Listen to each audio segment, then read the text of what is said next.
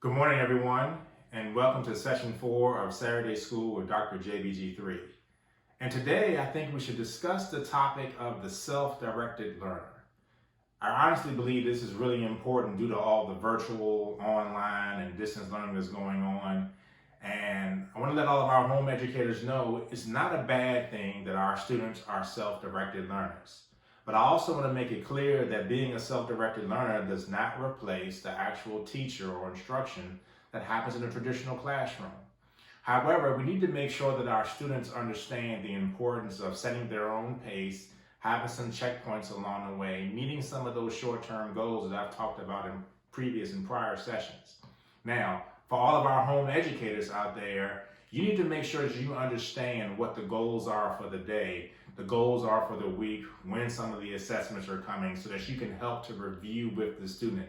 And you can also make sure that you're developing those routines, that you set up a schedule depending on how long these learning modules are going to be or sessions are going to be, and those types of things, so that you can help the student along the way. Now, a self-directed learner is really probably going to be what you're going to see a lot of times from some of the hybrid classrooms, but also for those students that go off to college. They're going to have times where they know that they have a long-term project or assignment is a little later on down the road, and they need to make sure that they pace themselves properly so that they don't allow all the work to build up on them, at one time, or they can make sure they meet those deadlines so that it's not actually happening right at the end of whenever the assignment is due or the project is due.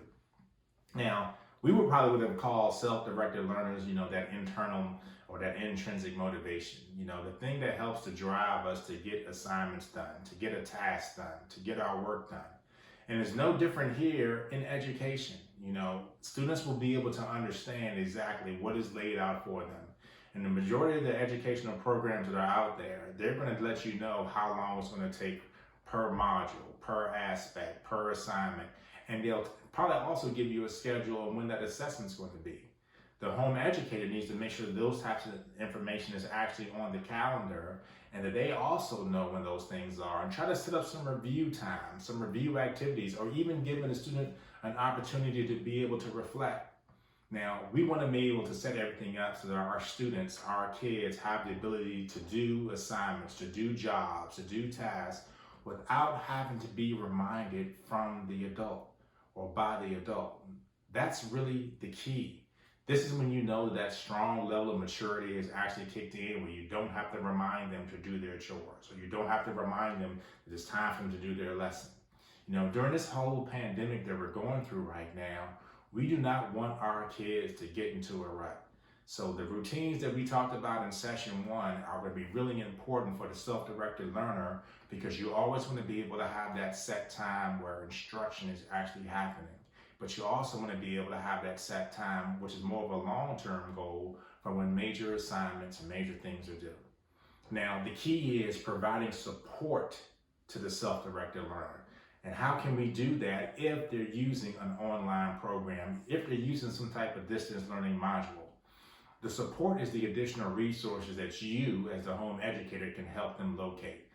Do simple Google searches. Whatever school division or resource that you're using, I'm sure they will provide examples to help to support the curriculum. Make sure that that information is readily accessible and available to the student.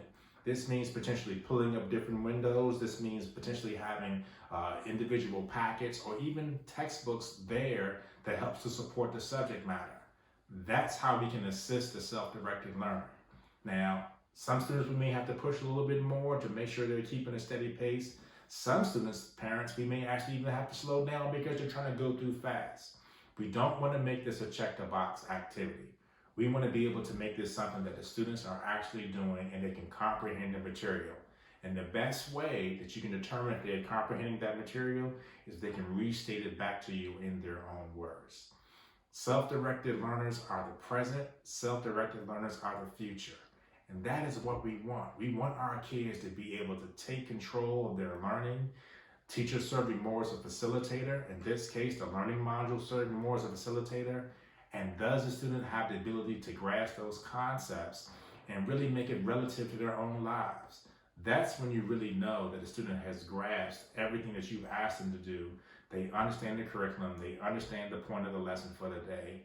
And then hopefully they will also be excited about it, because if they have something that they can show they completed, that is something that keeps them motivated for the next lesson.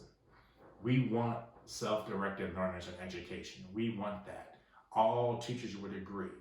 But at the same time, we need to make sure that we as home educators understand what a self-directed learner is, and at the same time be able to still provide supports when needed. Remember, one of the things I've talked about in prior lessons is making sure that we don't prompt our kids too much, help them too much.